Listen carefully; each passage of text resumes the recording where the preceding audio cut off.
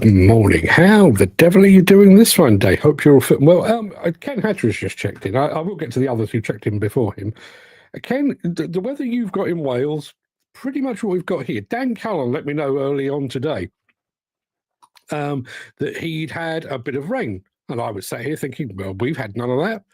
No sooner had I responded to Dan, the heavens opened. Yes, Mr. Clips of Beast over on Instagram. Hey, you're live again. Let's go. We're going. We're going. I do. Well, let me say good morning to all those folks that were already here.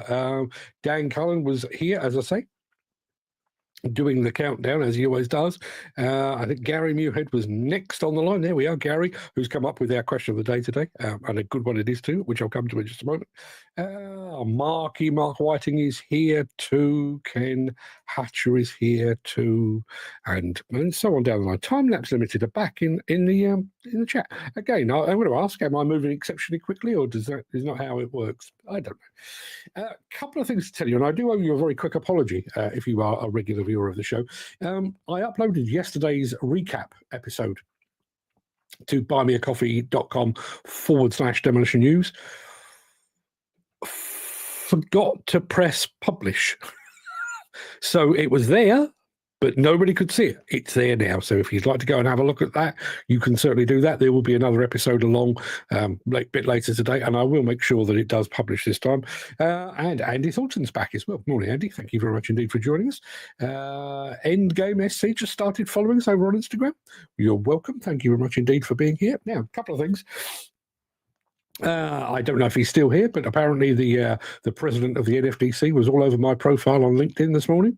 Good morning if you're still watching. I don't know why. We are going to be talking TV shows in our question of the day, which will be along in just a few moments. But very quickly, a friend of mine on Saturday night recommended that I go and check out a BBC TV series. Now, I'm assuming this was broadcast, but it's now on BBC iPlayer. It's called Shifty. It's made by a BBC journalist, filmmaker called Adam Curtis, who you may or may not have heard of. And it basically charts the dying days of the 20th century. And what he's done, he's gone back and he's collected together a huge amount of archive material, archive footage from the 1980s, 90s, and on into the 2000s. And he's used that as a kind of a backdrop to show you the cultural shift within the UK. It is remarkable viewing. It's a weird thing to watch because not that the images don't always tie in with the subtitles. There's no narration. The only voices you hear are those that are on the screen. But it basically shows off things like the rise of London's Docklands. London's Docklands was largely built off the back of sketchy money, let's say. That's one way of putting it. I'd always assumed that the death of the mines in the UK, the coal mines in the UK, and the National Union of Mine Workers was down to Maggie Thatcher basically busting the unions. More to it than that.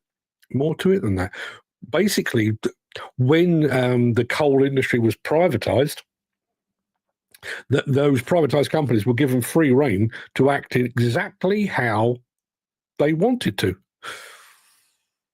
As a result, once they got their feet under the table, they then decided to start buying their coal from overseas because it was cheaper. Not as good, but cheaper.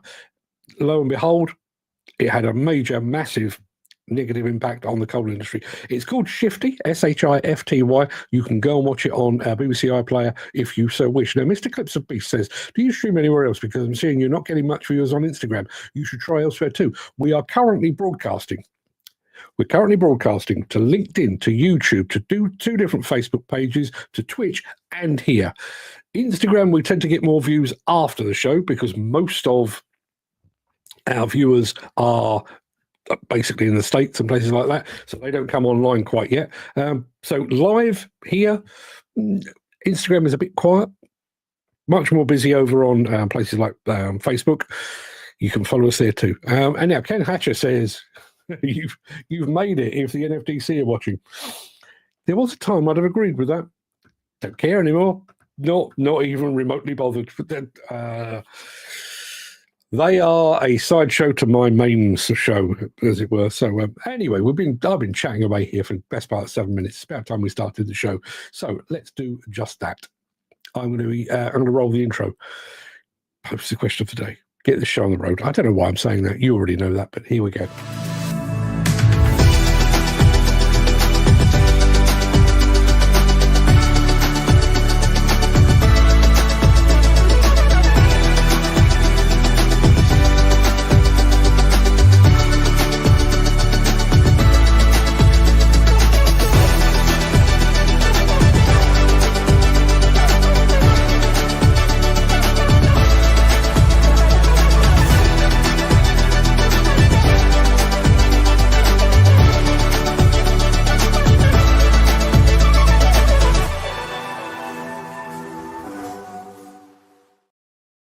Just very quickly before I do this, there was one other thing that I wanted to mention. You can see it over on places like LinkedIn right now. Volvo has made a pretty big strategic move. They have basically, they're relinquishing their most of their presence, I think, in China. They were in China as part of a joint venture, and I think 70% of that joint venture will now go over to Lugong. I'm assuming there is going to be some sort of sale involved there. And Volvo are going to be taking the money they were investing in China and put it into Europe. Good news for us in Europe. What does that mean globally? Don't know. That remains to be seen. I'm actually with Volvo in 2 weeks' time. I shall be asking the questions then. But it is Tuesday, the 24th of June. Welcome to the Breakfast Show. I am your host, Mark Anthony. 1 second. That's better. I am your host, Mark Anthony, the Walrus of Demolition, the Lord High Chancellor of live streaming. In today's truly international show, and it is very international, everything is all white. All white, as Cardem carries out some French demolition. We're heading down under to look at Thiess Mining's asset services. Then we've got a double shot of Italian, double shot of espresso, if you wish. We're checking out the very latest from Venieri, and we're back on the EDA Study Tour route, this time with demolition giant Despe. That's what we're doing. Ken Hatcher says, interesting Volvo. Yeah, it is interesting. I wonder I wonder what's triggered that. Are they seeing more business here in Europe? Possibly. Is it the fact that China has kind of done all that China's likely to do for now? Don't know. Going back to our question of the day. Well, I tell you what, let me remind you of our question of the day. Before I get to all that, let me just say, the morning monologue today, my idea of how we can change the demolition and construction sector one employee hire at a time. It will make sense when we get there. But before we get to all of that, I do need to very quickly remind you of our question of the day, which is in the chat, but I'm going to show it to you just the same.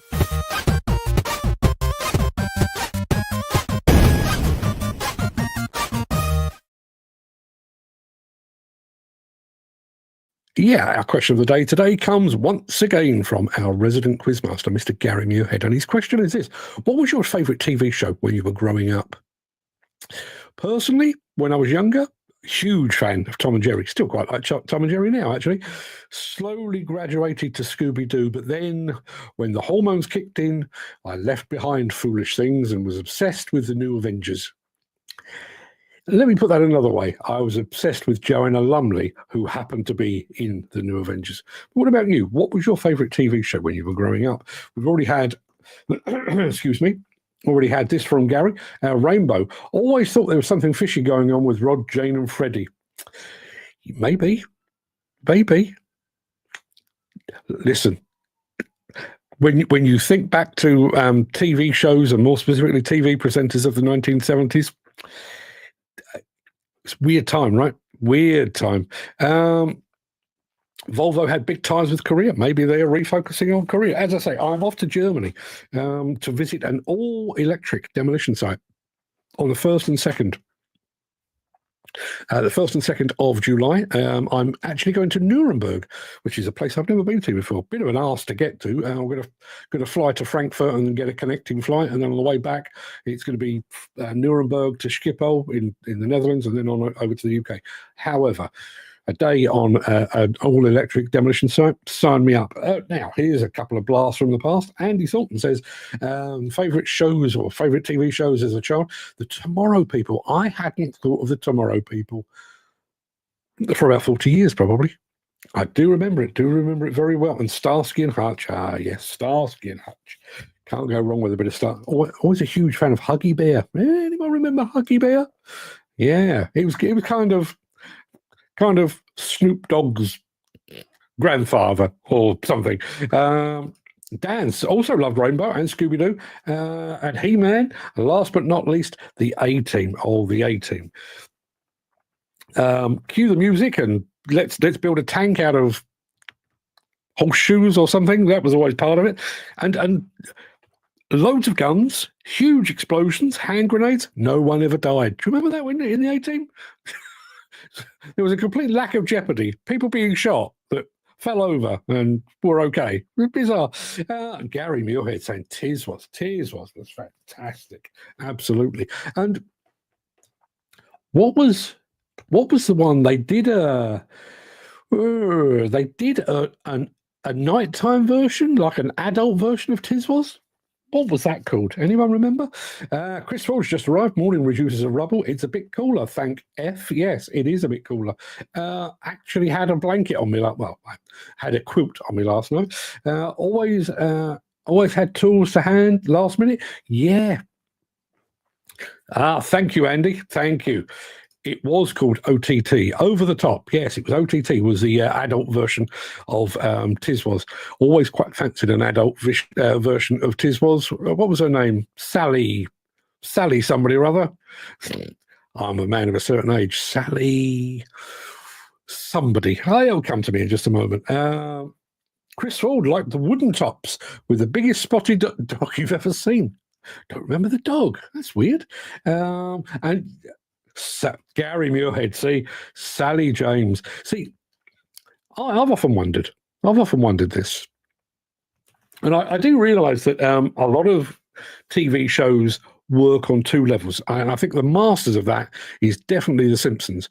A child can watch The Simpsons and be vaguely amused by Bart Simpson and he's what he gets up to. But any adults watching will see beyond that and see the deeper humour. And I always thought that Thiess was exactly the same. We're watching it for the throwing buckets of water and custard pies and everything else. But Sally James in thigh-high leather boots, that wasn't for the kids. Going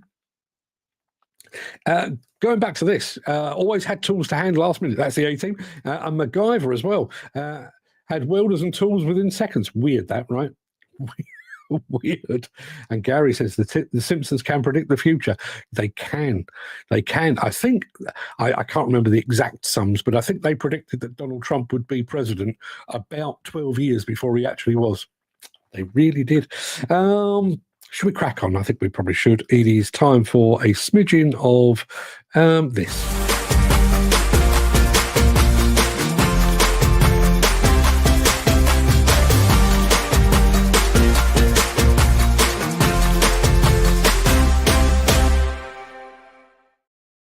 Yeah, there's a very international flavour to today's show. So we're going to start in France, then we're going to go to Australia, and then we're going to come all the way back again and make 2 stops in Italy. So I promised you that we would go to France. We're going with Cardem.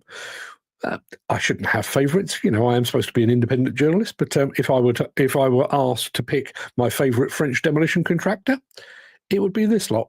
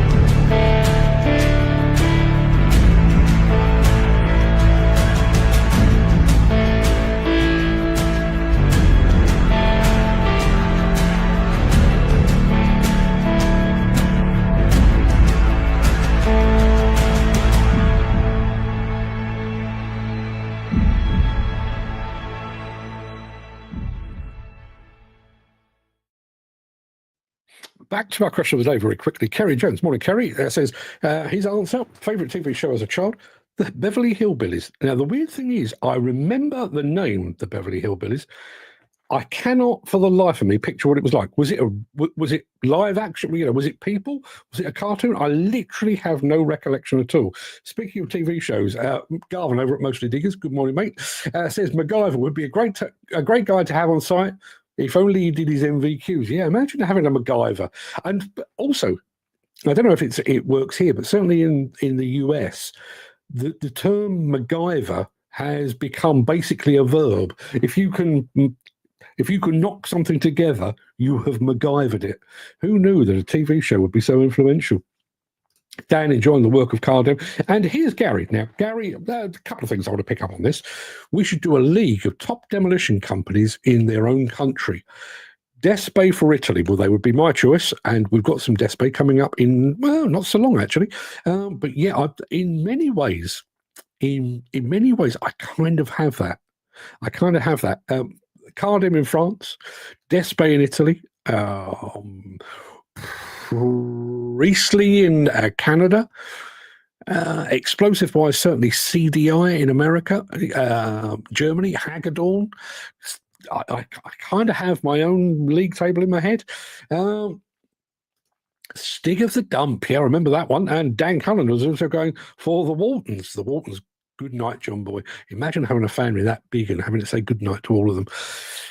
You'd never get to sleep, would you? Yes, I've promised you that we would go to Australia, and we will immediately after a smidgen of this. If you are enjoying this episode, please consider supporting the show. You can leave us a tip at buymeacoffee.com/demolition news.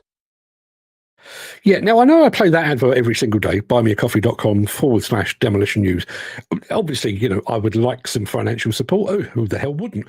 But please be reminded that if you go to buymeacoffee.com/demolition news, there is a whole bunch of stuff that you can read, listen to, free of charge. Just go and have a look. Go and have a look. There's loads of stuff, including that's where we publish our recap. So, but for those of you that are the uninitiated, our after show chat, after I've done the morning monologue and we all get together and have a bit of a chinwag, I then take that, ram it through an AI, and out the other end comes our recap. That's the way that works. And that is available over on buymeacoffee.com/demolition news. Mostly Diggers, Garvin says, Tinley in Northern Ireland, big leap here for they would be my choice as well. I met up with a couple of their guys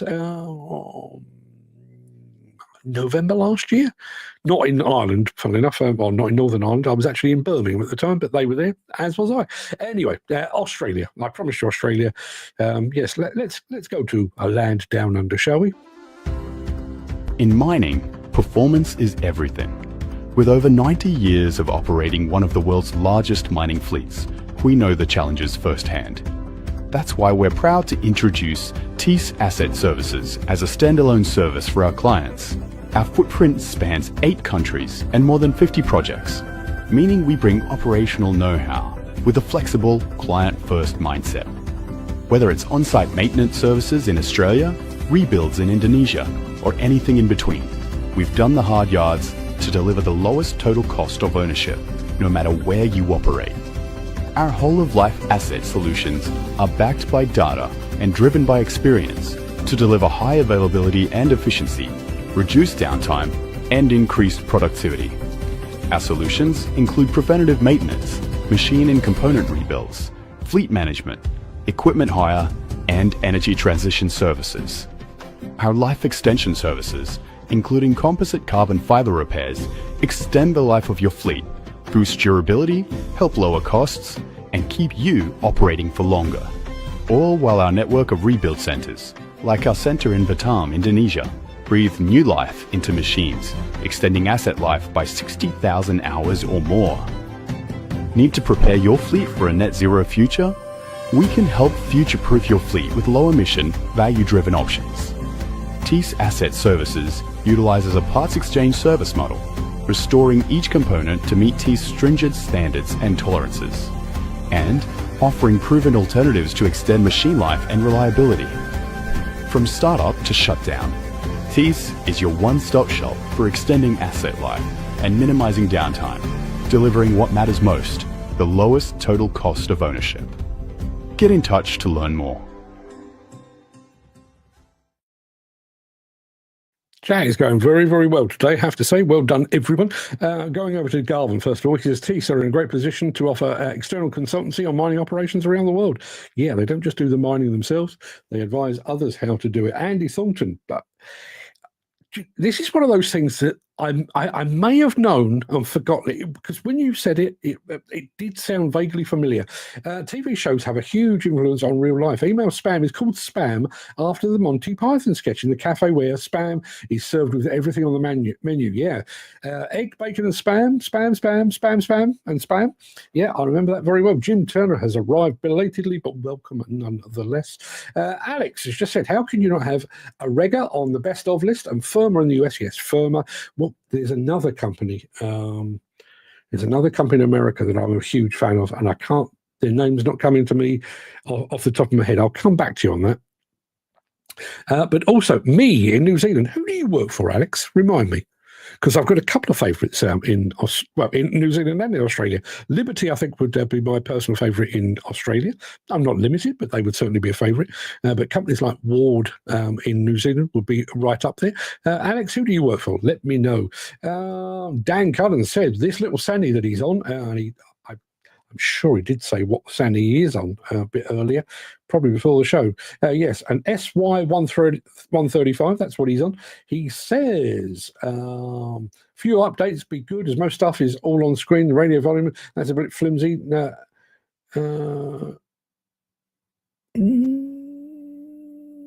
Okay, yeah, yes. Peter McKenna's here. Morning, all, can't watch. Wife's home and she's limiting my phone usage. Does she realise the impact that she's having on my viewer numbers? Good Lord. Dan also says, and while tracking and trying to use the levers, not great as pump, not strong enough for the extra use, I feel. Keep us posted. East Coast Demolition. Yeah, East Coast Demolition would certainly be one of my favourites over in America. And Jim Turner arrived belatedly and he's straight in with Play School. Yeah, Play School. And Play Away and, Campbellwick Green and Trumpton and stuff. Dear, oh dear. All our yesterdays, eh? Yeah, we have a double dose of Italian coming up for you in just a moment. I'll do this first, and then we're going to see Venieri. Since the finance bill came into effect in April, the construction industry has seen a surge of fuel thefts. The rising cost of living has placed an additional risk of theft by employees and contractors, as well as opportunistic thieves. By using diesel dye and placing warnings of its use, you are sending a clear message that this is your fuel.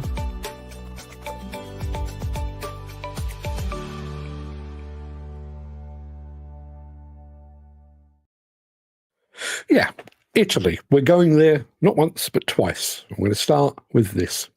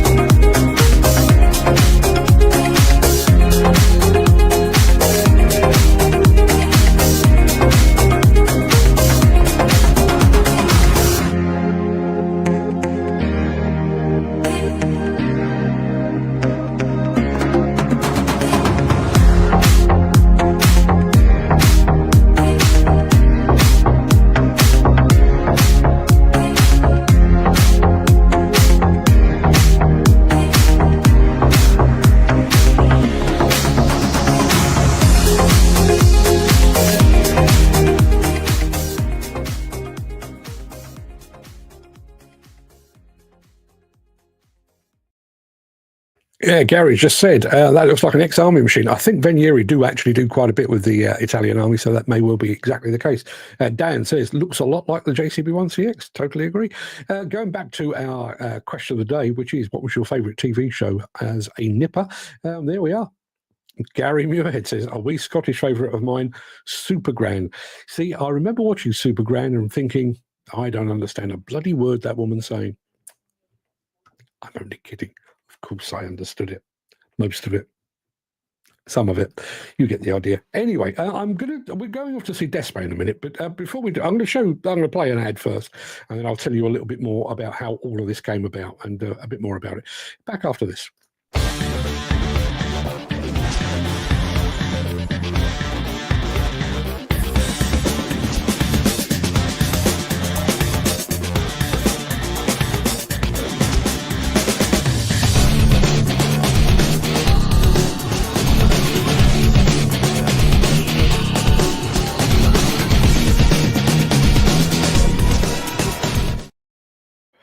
Right, okay, couple of things to catch up on. Dan Cullen remembers fondly Supergran.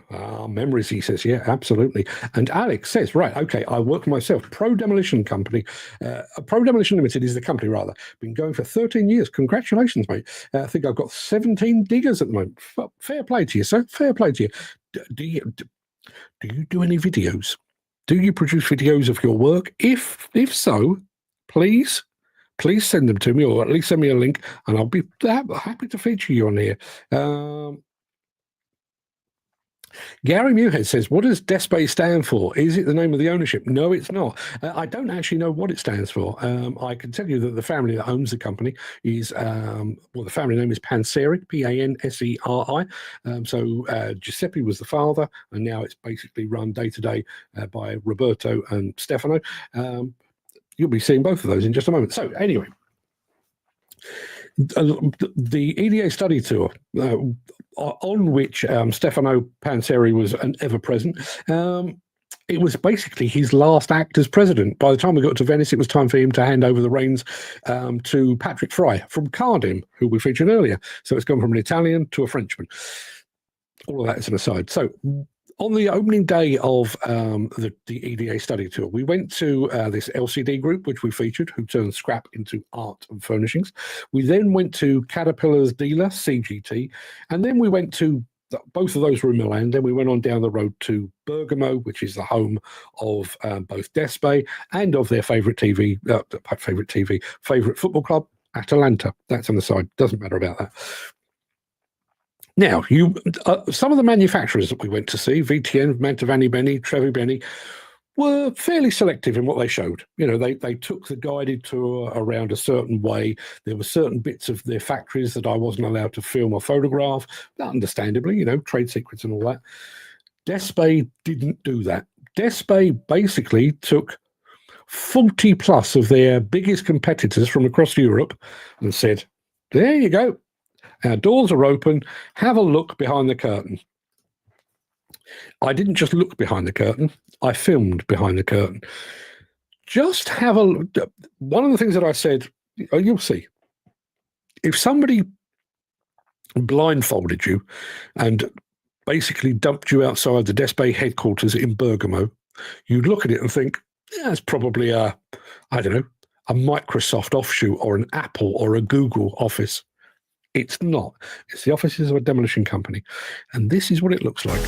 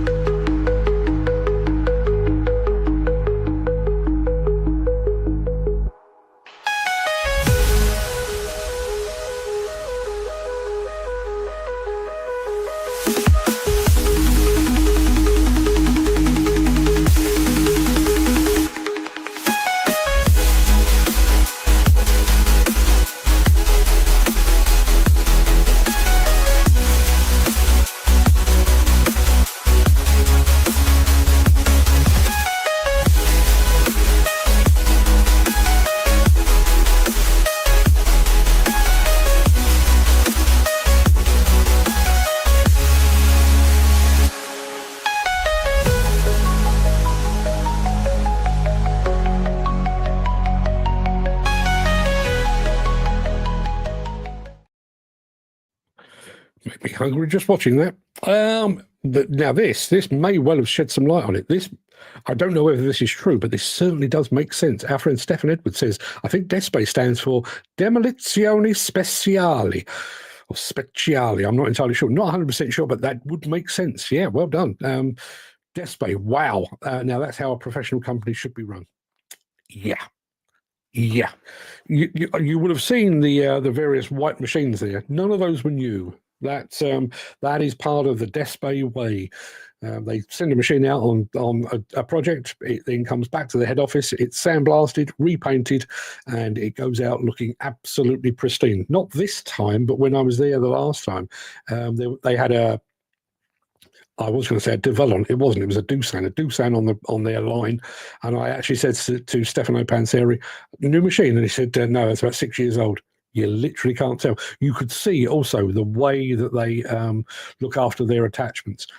Just a different league. Gary says, did you see anyone in Italy from the NFTC represented in the UK? No. Mark Coleman from Coleman and Company was due to be there. He cried off at the last minute for one reason or another. Won't dwell on that, but he sent one of his representatives. But there was nobody whatsoever from the National Federation of Demolition Contractors. Make of that what you will. Alex says, I always have great dreams of filming our jobs. By the time the day's done, I barely remember to take before and after site photos, let alone filming anything. Alex, do me a favour. I'm sure you're a man of some financial means. Go get yourself a GoPro. When you go to work, put it somewhere sensible. Press record. That's it. It doesn't need editing. Just let it go. And that'll be fine. Let's have a look. What do we got? Dan says, wow, that's cool. Great tune too. Well, on the subject of tune, I kind of made that, sort of. There is an AI website called Suno, S-U-N-O, and you can basically instruct an AI to create a particular mood of music. That's what I did there. So I'm kind of a co-writer of that. Dan says that's some way to open up your HQ. Yeah. As I say, bearing in mind, now I realise that it's not often that demolition companies work cross-border, but they do, they can. But for Despe to say, here is how we do things. And what you didn't see on that was that there's bunches. I mean, obviously we're aware of the Jumbo that they did in collaboration with Caterpillar and Larini. You're also aware of the top-down way system, which they developed themselves. But there's other stuff, the flying demolition system that they've got. Doesn't fly, but it kind of. But they opened up the curtain and said, yeah, have a look around, enjoy. And we did. Gary says Italy is such a beautiful country and the food is absolutely delicious.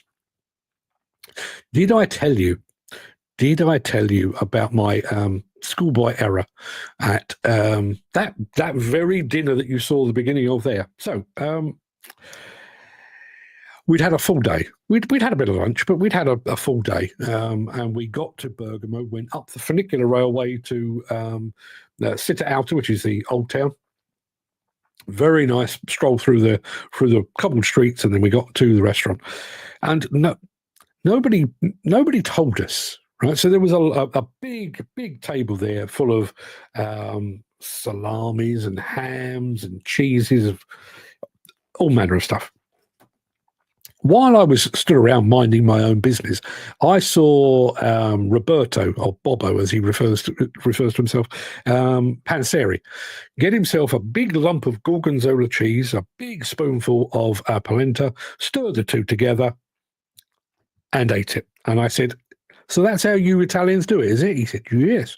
So that's exactly what I did. And it was that delicious, I thought, I'll do that again. So I had 2 portions of that. And polenta, for those of you that know, quite filling.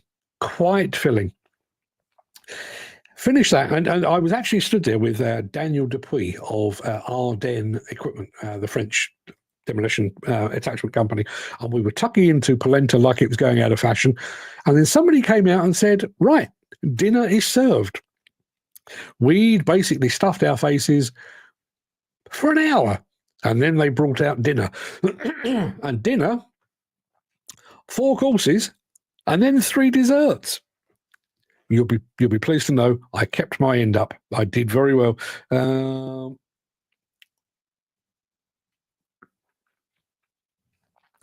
I don't know what that means.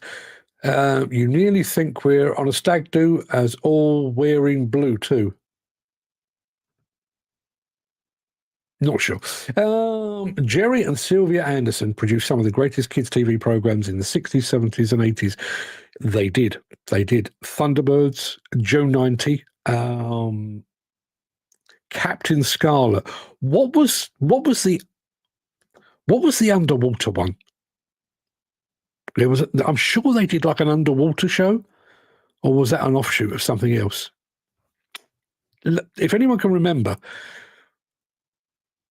it's gone. Whatever it is. Talking of getting footage, says Jim Turner, got plenty of the D10R working over the weekend. Good man indeed. Well, let us know.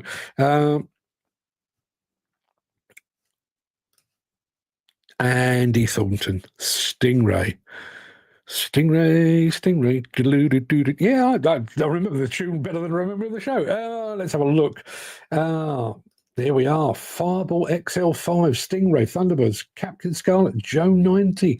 Yeah, I am of a certain age where anybody that wore glasses when I was a kid was Joe 90, regardless of what they looked like.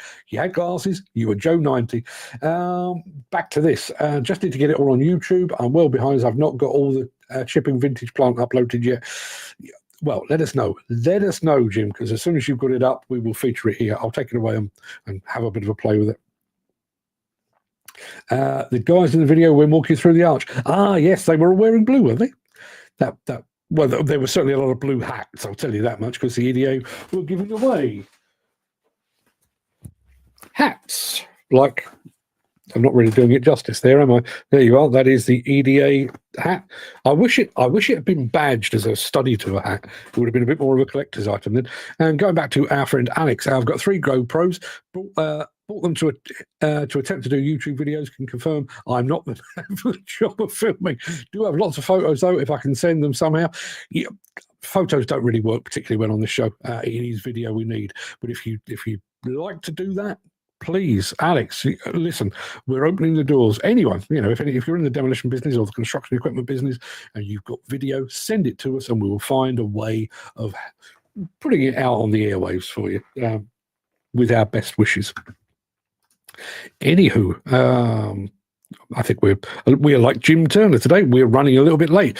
So that's about it for the main part of this morning's show. I'm going to roll the outro in just a second before leaping gazelle-like over into my morning monologue. If you can't stick around for that, please stay safe. Look after yourself, your family, your friends, and your colleagues. I hope to see you again very soon. Excuse me. But if you have the time and the inclination, I will be back immediately after this.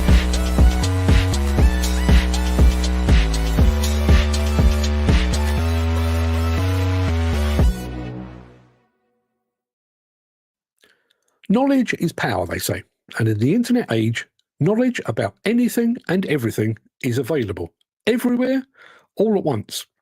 Back in the day, if you needed a dentist, a plumber, or a car mechanic, you'd consult the yellow pages. You'd take your pick and you'd take your chances.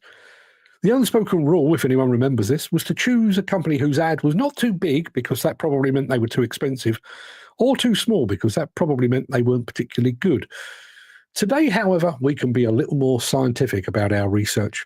We can check sites like Trustpilot, Yelp, or Google Reviews that each provide a more detailed glimpse behind the curtain. These websites collate reviews from previous customers, which is great if those customers have bothered to leave a review. But even then, the insights aren't always useful. People tend to leave reviews only if they are deeply satisfied or deeply unsatisfied with the service they've received. Those reviews will therefore highlight the very good and the very bad, but they will shed very little light on the fair to middling, the solid and steady, the average. But even that is better than the information available to those about to work for rather than with a company. Think about it. You receive a job offer from a demolition or construction company. You can check the About Us section of their website. You can check out their accreditations, affiliations, and memberships. A search on LinkedIn might reveal some of their accomplishments. But then you need to take those with a pinch of salt because, of course, a company is going to toot its own horn. But where do you really find out? Let me do that again. But where and how do you find out what a prospective employer is really like? After all, they will probably expect you to provide references that vouch for your experience and your expertise. They might delve into your employment history. They might contact your previous employer to check on your reliability and punctuality. But how do you go about checking them out? How do you check that they pay their bills in a timely manner? How do you check their reputation within the industry and within the supply chain? How do you check their credentials and values? And do those values align with your own? They might claim a demonstrable commitment to the environment, but do their actions support their words? They may proclaim their employers are their greatest asset, but do they safeguard that asset accordingly? Long before you start digging with an excavator, it pays you to dig a little deeper into your prospective employer. If they're a public firm, their annual reports might reveal more: revenue, cash flow, even debts. If they're a private firm, you can hunt through national or local news. Have they raised funds, grown staff, or struggled to pay suppliers? But even solid figures don't mean much until you put them into context. I know a very successful company that loudly proclaims its equal opportunities employer status. Yet every image on their website shows a middle-aged white man. Their LinkedIn page quietly reveals that only 4% of their staff are in fact female, and that's well below the industry average. The website claimed eco-credentials too, but press coverage exposed their toxic discharge into a nearby river. You begin to piece together more stories by dipping into websites like Glassdoor and LinkedIn. Review extremes scream loud, but the real truth often lives in the grey. The reviews that hover between 3 and 4 stars, where employees mention steady pay, occasional frustrations, but no real workforce purges or daily drama. And then comes the human touch. You might reach out to current and former employees on LinkedIn. Are there any skeletons lurking in the closet? Any scandals that have been kept under wraps? Any red flags you should be aware of? Your search might also include the news. Do they have a track record of incidents, accidents, and seasonal layoffs? Have they been awarded any major contracts recently, or perhaps more worrying, have they lost any? Now, at this point, you might ask yourself, why is all this important? Why is all this important? Well, for one thing, forewarned is forearmed. But there's another point here. Amidst an ongoing and ever-deepening skill shortage, we are operating in what is increasingly a seller's market. At certain times and in certain parts of the country, there are more jobs than there are people to do them. Against that background, you potentially have the ability to choose who you work for, possibly more than ever before. If you've got a few quid in the bank and are not desperate for immediate work, you potentially have the ability to pick and choose employers. You might be able to ignore those with a track record of stiffing their workers or suppliers, those that seem to exist on the very precipice of economic survival, those that work in a way that is legally or morally reprehensible. And ultimately, it might take years, decades even, but if workers strategically support only employers that support them, this industry can improve one hire at a time. Those that treat their employees well and with fairness will prosper and flourish. Those that don't will constantly struggle to find workers of sufficient competence and quality. As I said at the outset, knowledge is power. That knowledge is readily available should you wish to wield it. And you potentially have way more power than you ever previously imagined. There you are. Just a small aside. Listen, I realise that in many cases you just go where the next £5 note is going to come from. But if all good and experienced operators, and I count all of you among those, if you all gravitated towards the very best employers, it has a marked effect on the not very good employers. They either have to up their game or risk not having enough workers. There is power in numbers, of course. I'm not even going to mention the union word, but you get what I'm saying. If you were more selective, maybe that selection process might actually influence the shape and size of this industry. What have we got in the chat here? Jim Turner is on a new site with different snap times. That's not. Do people not realise? Jim, have a word. Goodness sake, what the hell is going on when people have breaks that don't coincide with the Breakfast show? I mean, there you are. I mean, surely we should be boycotting employers that have that kind of thing. That shouldn't be allowed, surely. Just saying. Just going back to the morning monologue. I know I've asked this question before, and I know the answer was largely the answer to the question was largely no. But when you go for a job, I know most of you don't have a CV, or a lot of you don't have a CV, and have never needed one. But chances are, even without a CV, you will probably have been required to provide some references, previous employers, and what have you. So your prospective employer, your new employer, can go back and check, are you as competent as you say you are? Are you reliable? Are you punctual? And so on down the line. They can check you out, and yet you can't check them out. Now, I think I've said in the past, we're in the process now of attempting to buy a property, basically.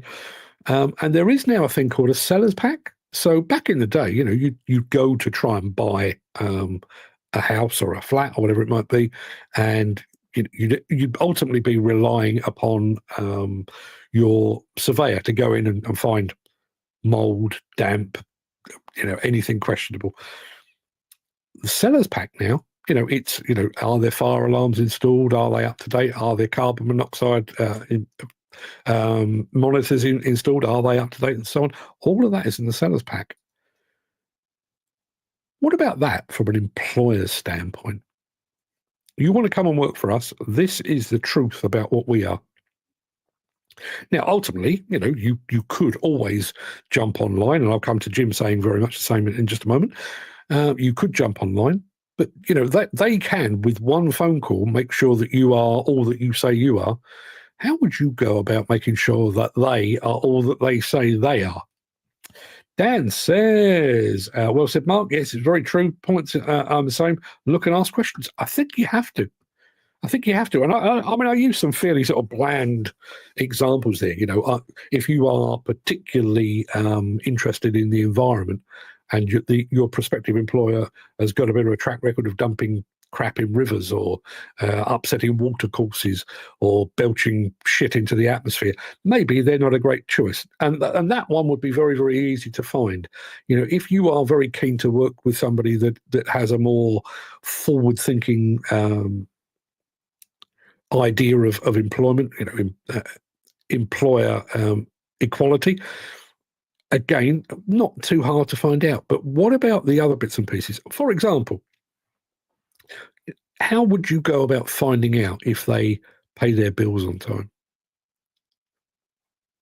It's not easy. I mean, obviously you can check out their financial records online and stuff, but that basically shows you a snapshot end of year accounts. It doesn't actually show you whether they are up to their eyes in debt, whether they owe their suppliers, their supply chain money, whether they've had any judgments against them, whether there is a big debt that they need to settle pretty lively. Because again, if you jump ship and they offer you another 20 quid a week or whatever it might be, you leave steady, stable employment to go and join them, and there is something up the tubes that is about to come and bite them on the arse, some sort of writ or county court judgment, you've got a bit of a problem. You may have jumped ship basically onto a sinking ship, if you get what I'm saying. Let's have a look. Jim says internet and contact digging around to get if they're a stand-up firm. The rest is good old intuition when having the crack with them. I've definitely turned down more jobs than I've accepted. Potential employers are miffed when they offer me a job only to be told I don't actually think it's good enough to get me on board. That is precisely the thing that I'm talking about. Jim is one man. And I know Jim has his quirks and his foibles, but Jim is one man. But if that company, let's just say there was one company that Jim looked at, gave them the once over, gave them a thorough examination, and said no.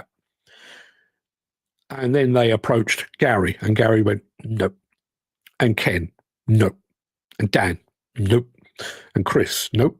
They've then got no choice but to either get in somebody considerably less experienced, and which will not do their reputation any good, or they up their game and they start to fix some of the things that are wrong with the company.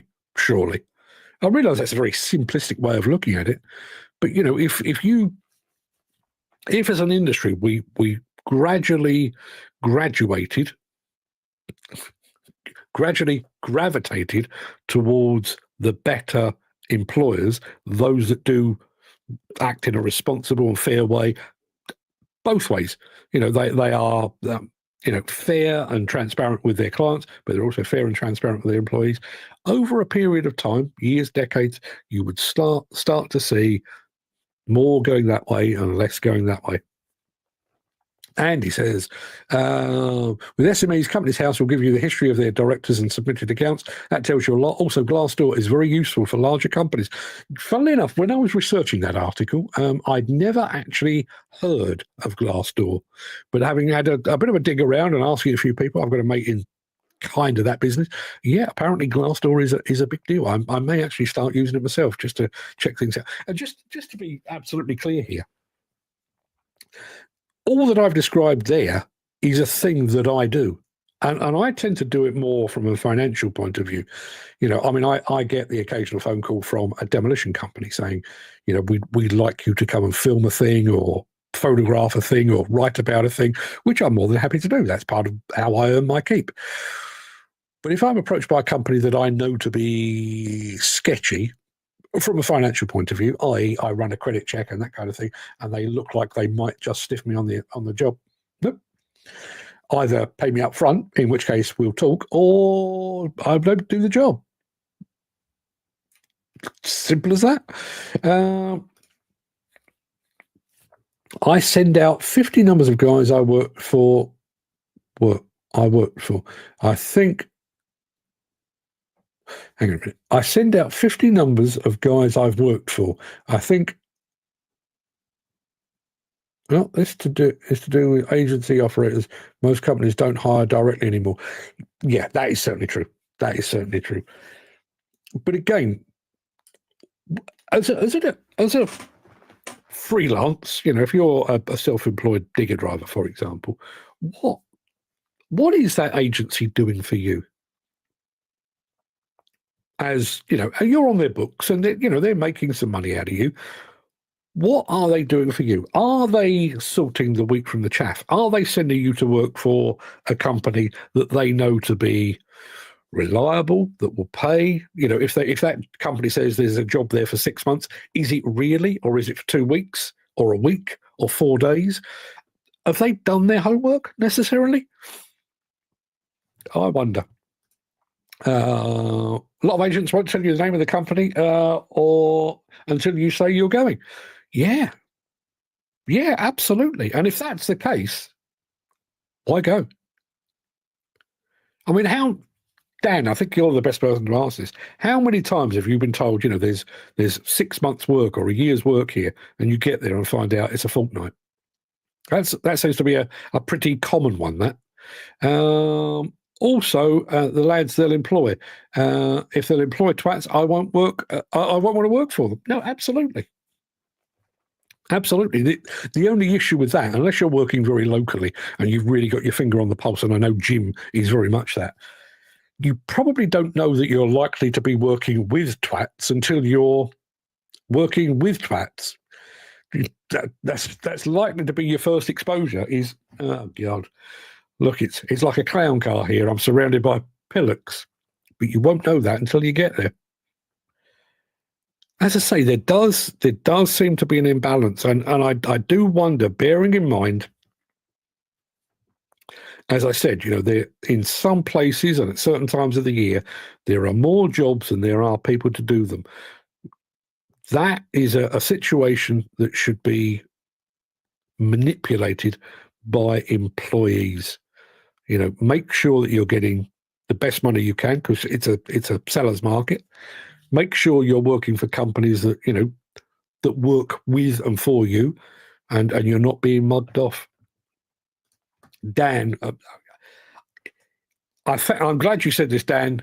What you've said doesn't surprise me at all. The agency do absolutely nothing. They send you to fill a position. Yeah.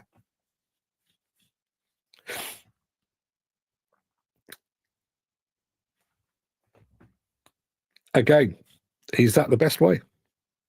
I have serious question marks over the whole agency thing. And I know it's something that I've banged on about here for a long time. You know, you go back 20, 30 years, most of the major contractors had a big equipment fleet and they employed direct people. You know, they had their own employees who drove diggers, drove scrapers, dump trucks and everything else. They've taken them off the books to save themselves redundancy money and pensions and various other bits and pieces, which annoys me, but I understand it. I do. I can see what they're trying to do.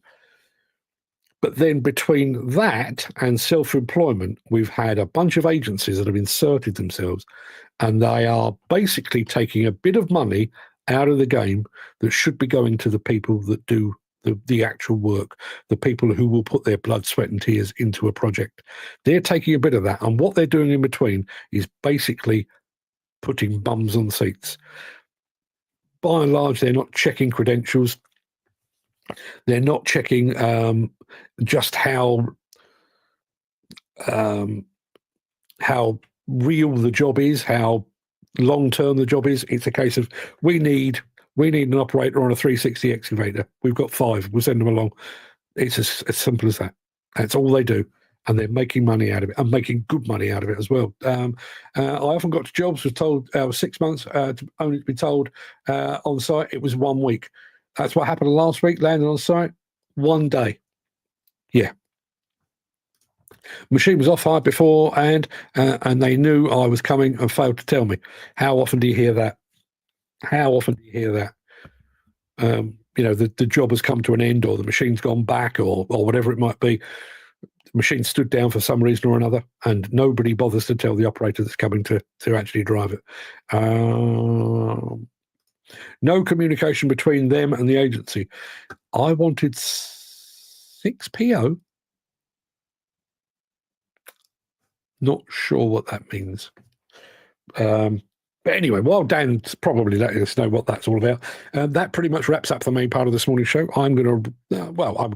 I've already said all that, haven't I? It is time for me to go and do something else. I don't know what that something else is. Probably writing tomorrow's show, I would imagine. Just to very quickly let you know, tomorrow afternoon, I'm actually planning to catch up with VJ Nerva. Do you remember VJ? Used to work for Bobcat. He's now gone off to do his own thing. He's actually started an AI company that has got very sort of strong connections with this industry. I'm going to be having a chat with him tomorrow. I'm going to say good morning to Evro Demolition. Is that Evro or is that Euro? Just said hello. Good morning. Good morning. Whereabouts are Evro Demolition? I'll check after this. I wasted £600, has had Airbnb and travelling.